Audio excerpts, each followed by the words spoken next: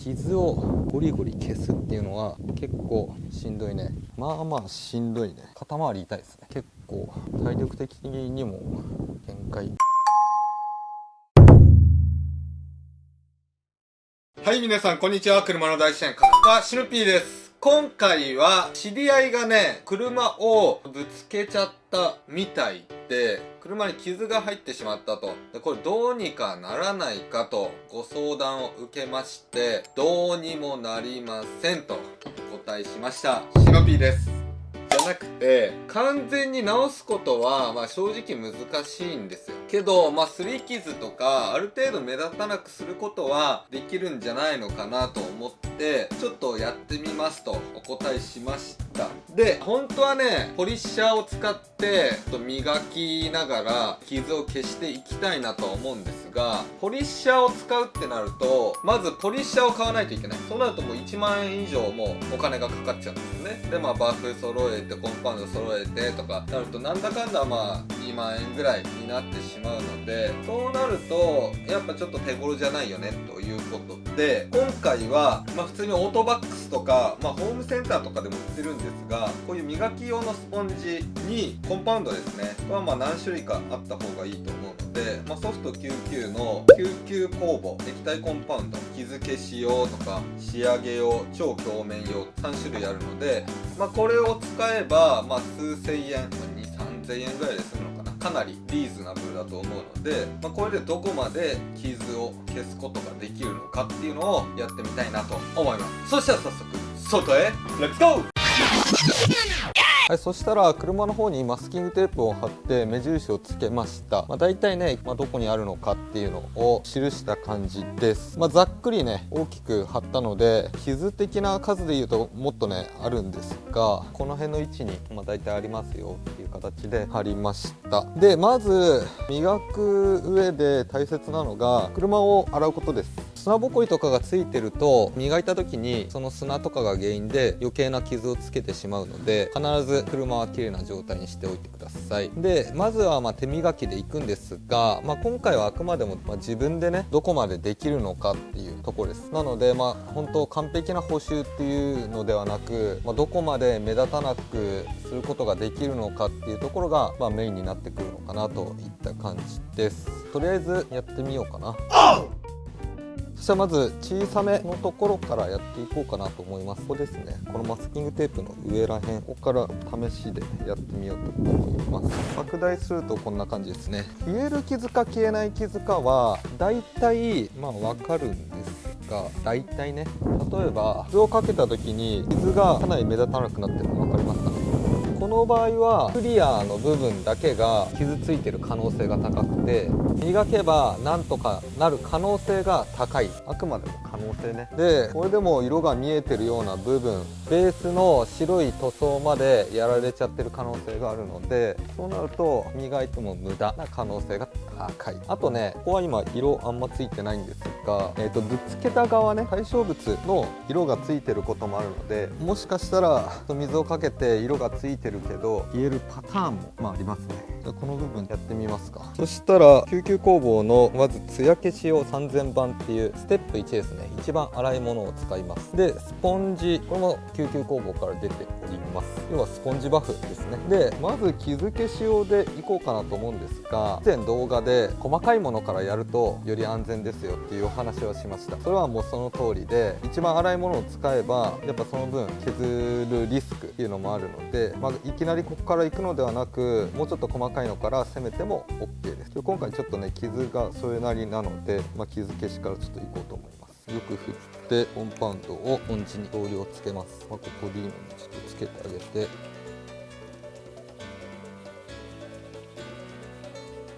磨いてってあげる。で、ライトとかあるとより便利ですね。傷が見えやすいので。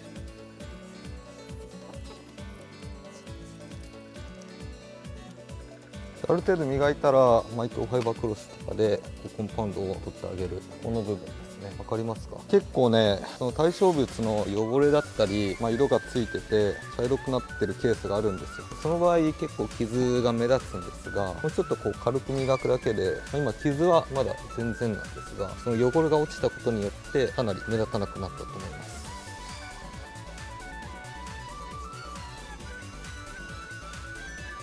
でこの手磨きとポリッシャーの大きな違いは速度ですね。これ一番違います。ポリッシャーの方がやっぱ機械なので速いです。手磨きの方が疲れるし遅い。そんなギュッギュ力を入れなくていいです。スポンジ全体を使って磨いていくとかなり薄くなったと思います。もうねカメラじゃ追えなくなってくるレベルじゃないかな。まだ傷は残ってるけどかなり目立たなくなったかな。でここから仕上げ用と超強めのコンパウンドに変えてって表面を整えてあげれば終わりという感じですね。とりあえず傷消しをどんどんやっていくっていう感じなんですが、分かりにくかったと思うので場所を変えてみます。この辺磨いてみます。で今ここマスキングテープ貼ったんですが、この隙間にコンパウンドが入るの後から取るのがめんどくさいのと、この辺は傷ついていないので、だからこの辺いきますか。今パッと見黒っぽく見えてるんですが、これは対象物の汚れとかだと思うんですよね。なのでこの辺軽く磨いてみます。そうするとこれだけでもだいぶ目立たなくなったと思いますね。傷をねやっぱ消すのは手磨きだとまあまあしんどいね。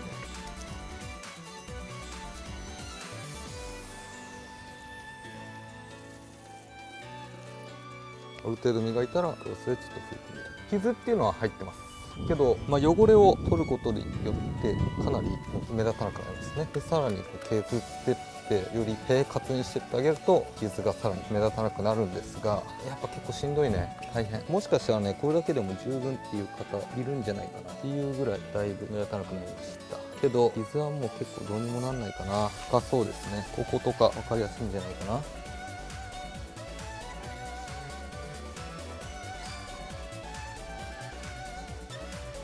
で3000番とかのこの傷消し用で磨くとちょっとねクリアがねもやっとした感じ、ツヤがね若干失われるので、これは仕上げ用とかでどうにかしていかないといけないですよ。なんかこれ範囲が広くなればなるほど大変。あと2工程を傷消しやったところをやっていかないといけないので大変です。肩周り痛いです。結構体力的にも限界、だいぶ目立たなくなったと思います。こういうのをどんどん繰り返していくと縦のこの傷縦横で磨いてあげる。知らぬ間にね力が入ってるんですよね。この磨きとかなり目立たなくなったと思います。消えてはないけど結構ねこの手磨きでも目立たなくさせるっていうだけだったらかなりいけますよ。ちょっとヤバめのとこ行ってみますか。車の中で一番目立つかなここが。でもうここはねフェンダーもへこみ気味なので不安なんですが、ちょっとやってみますね。傷はあるけど目立たなくなってますよね。でこれはポリッシャーでやるともっと早いです。楽にできます。それがポリッシャーのいいところ。あとポリッシャーの方がバフって言って今磨いてるスポンジ、これ僕1種類しか持ってないんですよ。このスポンジの硬さとかそういうのもポリッシャーだといろんなバフがあっていろんな組み合わせで磨くことができます。僕は今コンパウンドを変えるしか方法が手磨きだとないんですが、もしかしたら手磨きでもいろいろ出てるのかもしれないんですが、そんなね多く見ないね。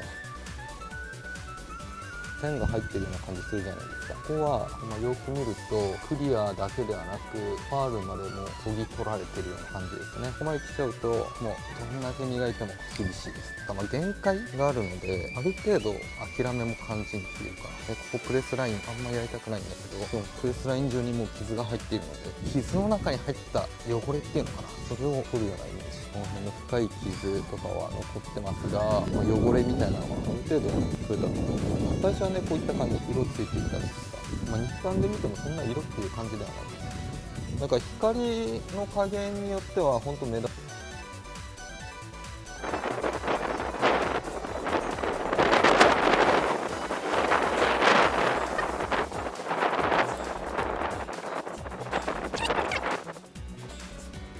もちろん塗装の状態にもよると思うんですが、手磨き&この傷消し用のコンパウンドでこう磨いたからといって一瞬でうわもう後戻りできないっていうほど塗装がなくなることはない。安心してください。もちろんこの傷消し用でついた傷がもやっとした感じでそれを消すのが大変ですっていうのはありえると思いますけど、もう修復不可能っていうぐらいまで磨いた頃にはもう腕上がんないですね。もうそもそも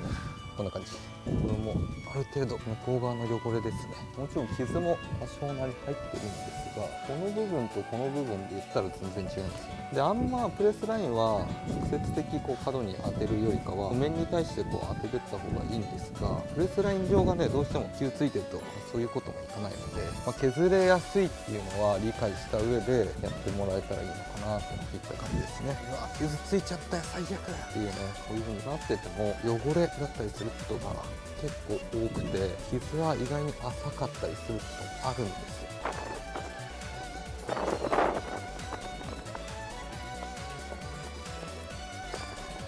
手磨きやってみて思ったけど、傷をゴリゴリ消すっていうのは結構しんどいね。コンパウンドには傷消し用って書いてあるけど、その傷の度合いによるっていう感じですね。ほんと目立たなくさせるっていうレベルですね。クリア以外の部分も削れちゃってるのでちょっとしんどいけど、目立たなくなるよっていうのは分かってもらいたいかな。だいぶいい感じにはなったと思います。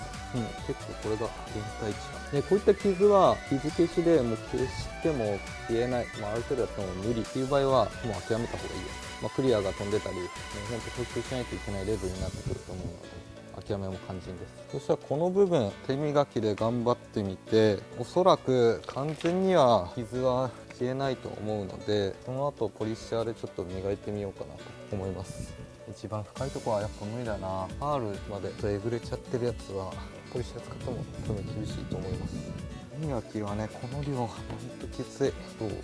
ります？かなり目立たなくなったと思いますが、この辺残ってますね。でこの残ってる部分っていうのは傷が深かったりするような部分です。手磨きだとこれが結構限界かな。はい、そしたら室内に持ってきました。でここちょっとまだ傷目立っているので、手磨きでどこまでなるのかっていうのをもうちょっと頑張ってみようかなと思います。で今ライト当ててるんですが、車がねパールっていうこともあって、そんなね磨きに対するモヤモヤとかは傷消し用の3000万使ったんですがわからないですね。これが黒い車ソリッドとかになってくるとまたそういう弊害ではないんですが、どんどん磨いていかないと磨き傷みたいな目立つよねってなるんですが、この車はねそんな目立たないので、ある程度磨き用でいっちゃおうかなとも思っております。でライトを当ててるからここ目立つんですが、けどライト下げるとほらちょっとねありますね。この辺は、ポリッシャーとかも使ってどうなるかとかやっていけたらいいかな。でまずはこの大きいところですね。ここを手磨きでもうちょっと頑張ってみます。ここですね。正直なこと言うともうちょっとしんどいかなと思ってます。これ以上はねしんどそうで、これもコンパウンドが切れるまでっていうのかな、最初はちょっと粉っぽいので、それがなくなるまでひたすら磨いていきます。全然なくならないよっていう人はもしかしたらコンパウンドの量が多いのでちょっと減らしながらやってみてください。でどうかな、むずいね、消えないね。そしたらちょっとポリッシャー使ってみますか。ゾタさんでウールで普通にいっちゃいます。でこの機械と手はほぼやってることとしては一緒です。磨いているっていう作業は一緒で、あとはパワーだったり、あと持続力、やっぱ疲れないっていうそういうところが変わってくるので、楽なのはこの機械ですね。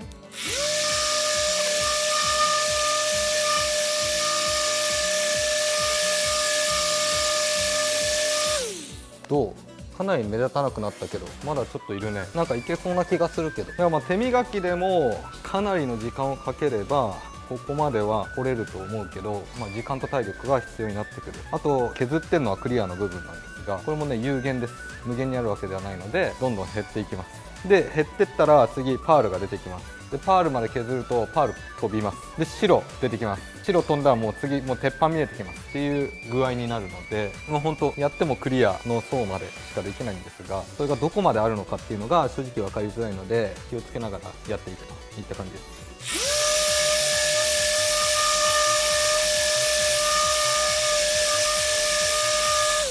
ウールね1回入れてクリアが飛ぶっていうのはそうそうないからね、だいぶ良くなったと思います。これ今光当ててるからうっすら傷が見えるだけで、肉眼だとねもうほぼわからないです。これぐらいまで取れたらいいかなといった感じ。だから機械を使った方が圧倒的に速いっていう感じです。で今ライト同じところに当ててるんですが、もうほぼ目立たないと思います。肉眼で見ても、若干いるよもちろんけど全然目立たないレベルになったのでよしとしましょう。そしたら今のところの下側ねちょっと磨いてみようと思います。僕がカメラ越しで見ると1、2、3本、これが結構ね太めですね。深そうな感じで、この辺にも傷があるような感じですね。でこの辺もかなり削れている感じするんですが、どの傷だったら落とせるかっていう話でいくと、これもね難しいんですよ。クリアじゃなくてパールベースの部分までいってるかどうか、ちょっとね撥水してるか分かりにくいんですが、拭いてみたりするといいと思う。でこの目立たなくなってる部分はもしかしたら消えるかっていう感じがしますね。ほんと浸水状態だと分かりやすいんですよ。水をクリアみたいな状態で埋めた時に消えるっていうことは、ベースまでまだいってないかなっていう。特にこの辺ね、ここにあった傷、これはかなり分かりにくいので消えそうな感じがします。逆にこの辺深いやつは水をかけても肉眼で見えるので消えないかもなって思いながらちょっと磨いてみます。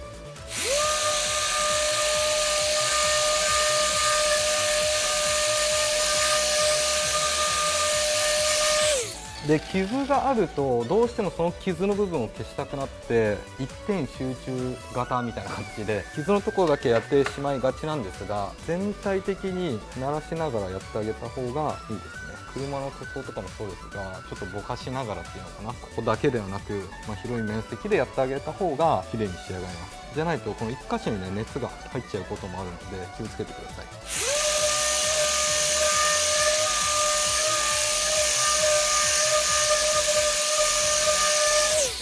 かなり目立たなくなったけど、正直この1本ですね、1本2本か、これはね厳しそう。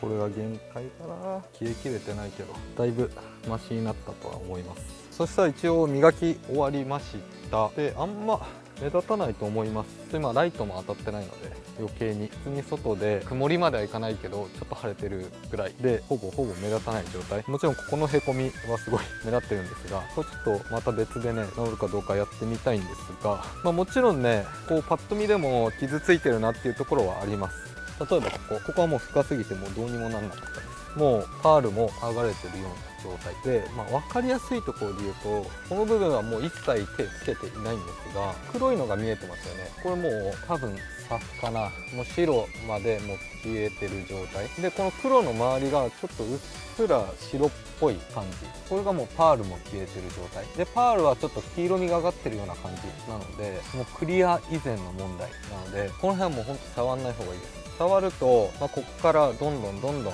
装が取れやすくなっちゃうっていうのかな。なのでこの辺の見極めが重要ですね。この辺とか分かりやすいと思います。黄色っぽいところの下に白っぽいのがあるじゃないですか。これはもうパールが剥がれてるところですね。この角、こういうところは触らない方がいいです。なんかクリアだけ浅い傷が入っているなっていう部分を見極めて削っていかないと、パールまで飛んじゃうと、この白でも黄色っぽいのと白っぽいのがこの車全体に出てきたらもう後戻りできないので、この辺の見極めは重要なのかなと思います。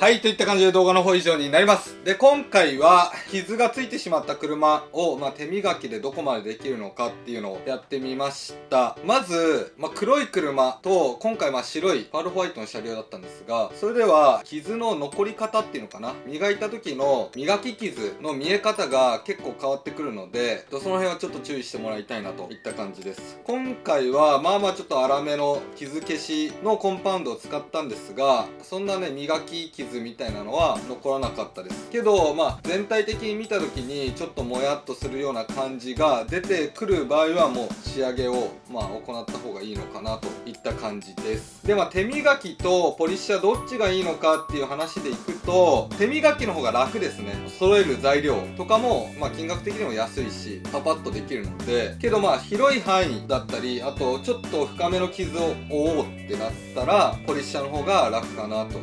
た感じです。なので個人的にはドアノブ周りのちょっとした小傷、爪とかでついたような小傷は手磨きでもいいのかな。特にポリッシャーとかが入りにくい部分だったりするので、それは手磨きにして、ちょっと広い面傷が多い場合は、ポリッシャーを使う。やってることは全く同じなんです。削ってそれを滑らかにして傷を目立たなくしてる傷を消していくっていう作業なので、塗装面はどんどんなくなっていきます。特に今回で言うともう傷ついちゃって、クリアも削れてる、パールも削れてるような場所は無理にやんない方がいいと思います。特にあそこをポリッシャーでバーってやった時にあそこから一気にこう削れてしまう可能性があるので、無理せずにっていう感じかな。あとはもう板金塗装とか、お店に任せて補修してもらうだったり、あとタッチペンとかを考えてもいいのかなとは思っております。とりあえず、車の色によっても違うし、手磨きは全面やるってなるとかなりしんどくなってくるので、そうなってくるとポリッシャーなのかなとは思います。